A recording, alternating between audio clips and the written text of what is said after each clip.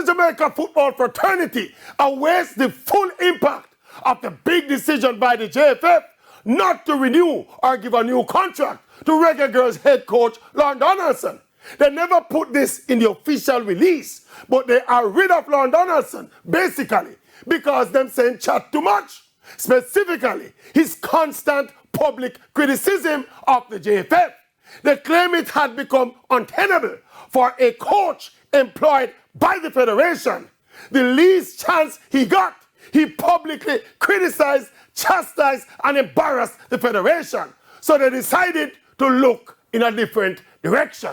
So clearly, the decision had nothing to do with football, and that is where I have a problem. Football is still a results business, and the decision to hire, rehire, or fire a coach must, for the most part, be about football and football results, and not about personal feelings and egos.